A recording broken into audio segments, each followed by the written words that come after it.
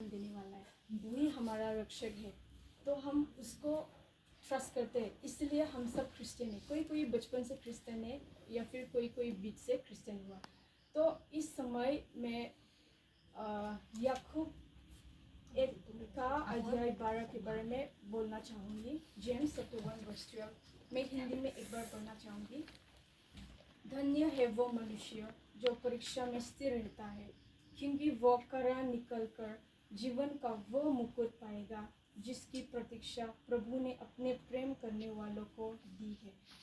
तो धन्य है वो बोलने से, धन्य बोलने से जब कोई हमारे ऊपर बड़ा काम करता है या फिर जो कोई हमें बड़ा सा मदद करता है तो हम उसको धन्य है वो इंसान धन्य करता है। लेकिन इंग्लिश में जब हम देखेंगे तो ब्लेसेड इज द मैन बोला है।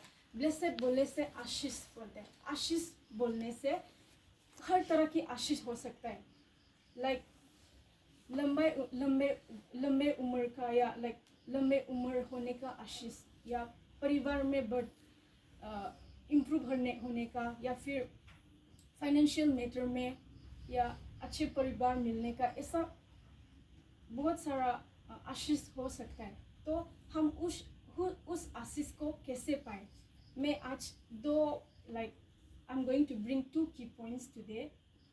कैसे हम उस आशीष को कैसे हम पाए जीवन में।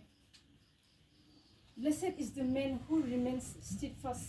Let me read in English once. Under trial, for when he has stood the test, he will receive the crown of life which God has promised to those who love him. तो किस तरह के लोग आशीष पाएंगे? First point है, जो लोग परीक्षा में स्थिर रहता है। Those who stand firm in temptation.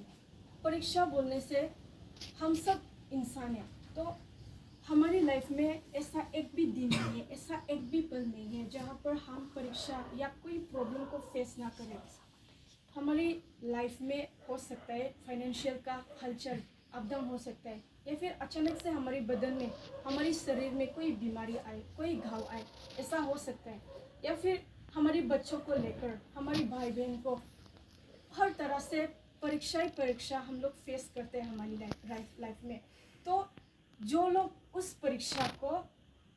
परीक्षा में स्थिर रहता है वो लोग ही आशीष पाएंगे। ऐसा जब हम पुराना नियम, बाइबल में पुराना नियम में देखेंगे तो यहाँ पर एक इंसान के बारे में हम लोग देख सकते हैं, अय्यूब जो बोलते हैं इंग्लिश में। उसकी जीवन हम देख सकते हैं, उसकी लाइफ कितना कठिनाई से उसने गुजरा है।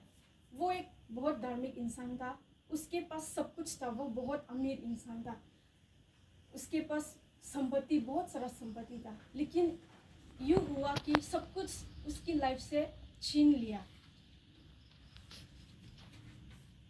हमारे शत्रु बोलने से शैतान, वो हमारी कमियां को जानते हैं। जब भी हम लोग किसी परीक्षा में होते हैं, जब भी हम लोग कुछ प्रॉब्लम फेस करते हैं, तब हम लोग दुखी हो जाते हैं, हमारा दिल छोटा करते हैं, और सबसे ज़्यादा ज़रूरी बात, हम ईश्वर के ऊपर सवाल करते हैं, क्यों ना मेरे जीवन में ये क्यों हुआ, आप अंधा है क्या बोलते। सब लोग, मैंने भी ऐसा सवाल किया। तो हम लोग सब ऐसा उसके ऊपर ऐसा सवाल करते हैं, लेकिन सवाल करने का कुछ भी फ़ायदा नहीं है, क्योंकि कमियां उसकी नहीं है, कमियां हम लोग के ऊपर है।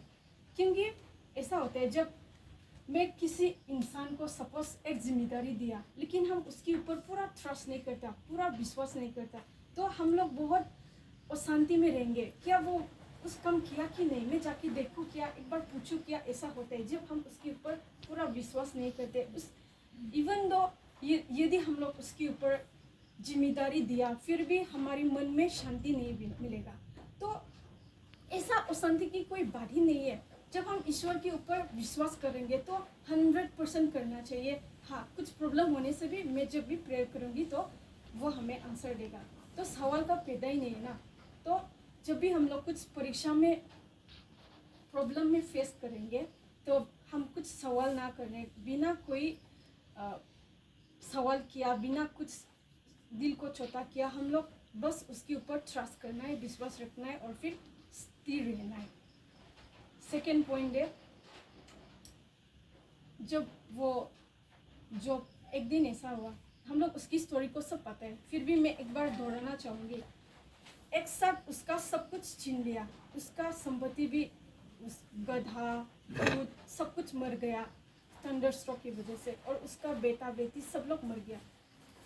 हम उसकी जगह में एक बार जाके सोचो, क्या ऐसा आया कि नॉर्मल लाइफ जी रहा था हम लोग, अचानक से कोई आके आपके बेटा मर गया, आपका ये संपत्ति छीन लिया गया, आपको आपकी उन लोगों ने आक्रमण किया, ऐसा बोलने से हम लोग टूट जाएंगे। लेकिन उस टाइम जो एक बार भी भगवान को, ईश्वर को सवाल नहीं किया, उसको निर्दोष नहीं, मतलब उसके ऊपर दोषी नहीं दिया, वो शांति से बैठ रहा था, वो स्थिर रहा।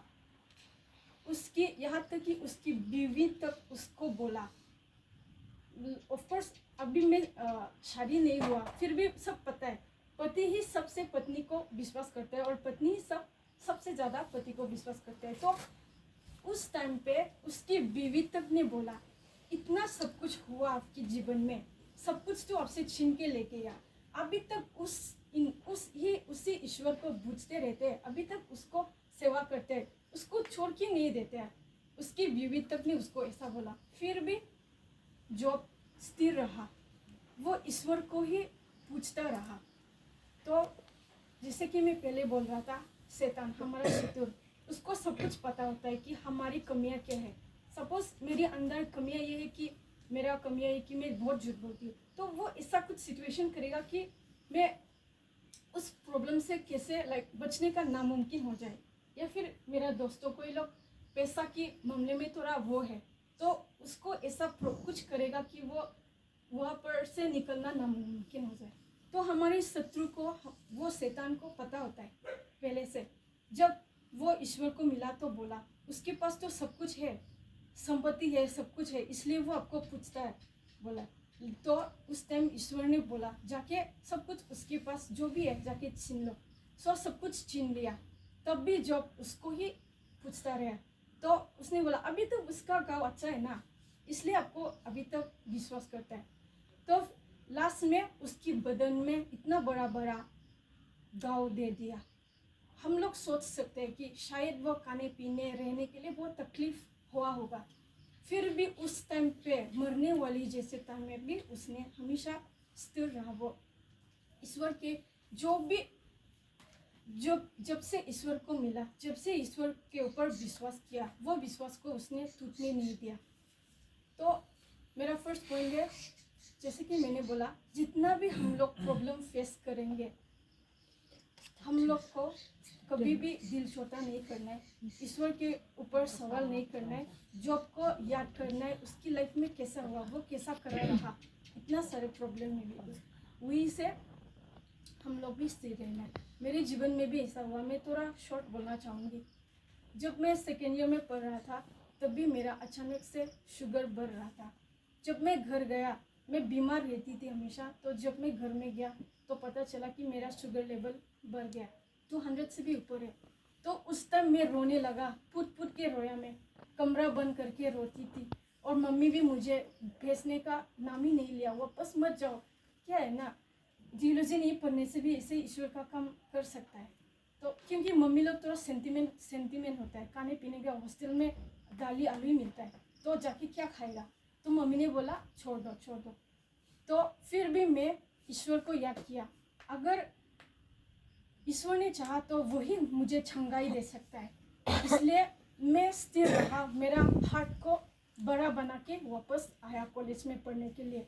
तो उसी विश्वास के साथ वापस आया कॉलेज में, और उसी विश्वास के साथ अभी मेरे बदन में कुछ भी शुगर नहीं है, सब कुछ नॉर्मल है।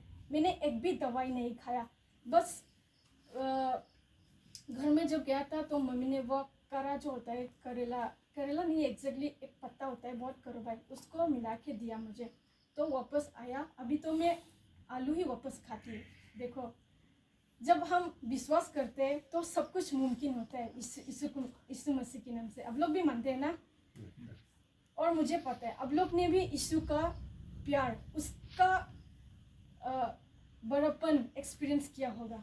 तो मेरा सेकंड पॉइंट है, जब हम ये प्रॉब्लम को फेस करेंगे तभी हम लोग जीवन का मुकुट मिलेंगे। जीवन का मुकुट मिलने से वो इटर्नल हो गया। हम लोग अभी जिंदा है, हम लोग इंसान है, तो तो मरने के बाद कुछ है, उसके बारे में बात कर रहा है ये क्राउन, इटर्नल क्राउन। तो मरने के बाद हम लोग वो रिसीव कर पाएंगे, वो प्राप्त कर पाएंगे, और वो सिर्फ विश्वास के थ्रू ही पॉसिबल है, क्योंकि उसने हम लोग से प्रतिज्ञा किया, उसने प्रॉमिस किया, जिन लोगों को वो प्रेम करता है वो हम लोग को नहीं छोड़ेंगे, वो हमारे साथ ही रहेंगे। और फिर जब हम उन सब चीज़ों से लड़कर, उन सब चीज़ों को हम सामना कर कर जब भी हम लास्ट में पहुंचेंगे, तो हम उस टाइम पर वो जीवन का मुकुट को पहनने को मिलेगा। हाँ, आसान नहीं होगा, क्योंकि हमारा रास्ता बहुत छोटा है, उस पर बहुत सारा आपको जाना पड़ेगा, चलते रहने पड़ेगा विश्वास के साथ, तभी हम उस अंत तक पहुंच पाएंगे। नहीं तो हम लोग क्रिश्चियन होने का क्या फ़ायदा। हमारा क्रिश्चियन का यही मोटिव है, यही गोल है, हम सब स्वर्ग में जाएंगे, एक दिन उसके साथ वहाँ पर जय जयकार करेंगे, ये हमारा मोटिव होना चाहिए। और उसको, इस स्वर्ग को ही याद करके प्रॉब्लम में होने से भी बढ़ते रहना है, लड़ते रहना है, हमारी प्रॉब्लमों को सामना करना पड़ेगा। तो मैं आज इस समय में आप सब लोगों को यही बोलना चाहूँगी कि हम अपने जीवन को थोड़ा देखने से अच्छा है कि हम किस रास्ते से चल रहे हैं, क्या मेरा विश्वास इतना तक भी है, क्योंकि मत्ती में बोला है, मत्ती 17:20-21 में बोला है, यदि हमारा विश्वास इतना तक भी है तो हम पर्वत को इधर से उधर कर सकते हैं। तो हम सब अपने आप को चेक करने से अच्छा है कि हमारा विश्वास कितना तक है, क्या हम कभी भी प्रॉब्लम में होने से ईश्वर को सवाल किया, या फिर हम दिल छोटा करके बैठ रहा है अभी तक, क्या हम नहीं लड़ पा रहे, ये सवाल हम खुद करके ईश्वर के ऊपर विश्वास करके हम आगे बढ़ने से अच्छा है। ईश्वर हम सबको आशीष दे।